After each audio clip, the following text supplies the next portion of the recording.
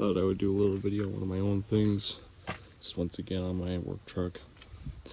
And I actually got pulled over by a state trooper, DOT inspector, and he pointed out that I don't have reverse lights on this truck, which is funny because this transmission does not even have a switch, as far as I know, for reverse lights, so I gotta retrofit something. So, got these at a trailer supplier. It's just a little bracket, then you can put the light in there. And gonna have to do the wiring, and that's what I'm working on right now. Run a huge wire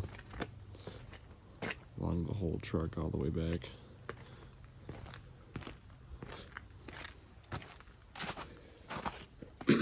And then up front, it's kind of wiring mess in here, but it's best I can do with all the accessories I have. Kind of feel a little bit bad for this alternator, although half of it is just my attempt at rewiring all the lights. But anyways, got a hole drilled in there. I've had to drill quite a few holes in the firewall for my wiring jobs, but got a hole drilled there, and so I got this massive wire here. I'm gonna run all the way back. I'm probably gonna have to add more because I don't think it's long enough.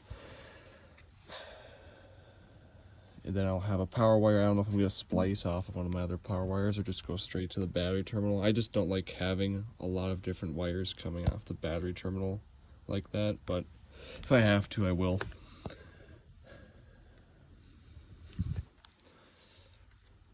And who knows how often I'll even use these reverse lights, honestly. It's really just to satisfy the DOT. But anyways, then it'll power wire will run in there to the hole. And I'm running out of room for switches on my dashboard. There's my high beam switch, cab lights, and then this is glow plugs right here, and that is the high idle cold start switch. I don't want to put it here because I don't want it to be anywhere near my start switches, which are basically these two switches. I don't want to accidentally bump those while I'm, it's all warmed up from running and stuff, especially the glow plugs. And right there is my floodlights. So what I'm gonna do, because I never use this compartment, there's a couple things in here. I drilled a hole in the end, and this is actually might be a good idea for switches in the future. If I need them, I could just put a switch block in here, essentially, so just switches on next to each other. But anyways, it'll be right there on that hole. Might be a little bit annoying to reach in there and flip it, but like I said, I probably won't be using it too much anyways, so it is what it is. So it'll go there, and then there's the wires. There's my somewhat organized wiring mess.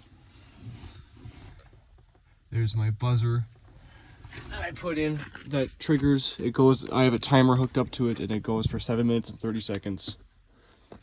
Unless I switch it off earlier. And it comes on with this cold start switch. I can actually demonstrate that. Yeah. I don't know. I just it doesn't really help you or anything. I guess it's a good baseline timer for if it's really cold and I want it to warm up for a certain amount of time. But it's getting warmer out now, so I don't usually let it warm up for 7 minutes and 30 seconds each morning. But yeah, so it'll run all the way, the wire will run all the way along the frame. Then to the lights. So kind of annoying, but what do? I don't want to get in trouble with the DOT right now. It is what it is.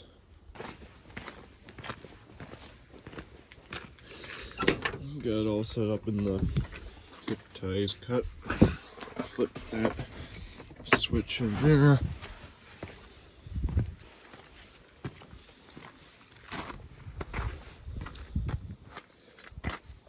That both on.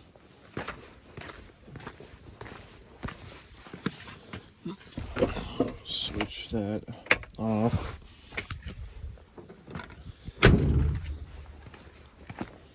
So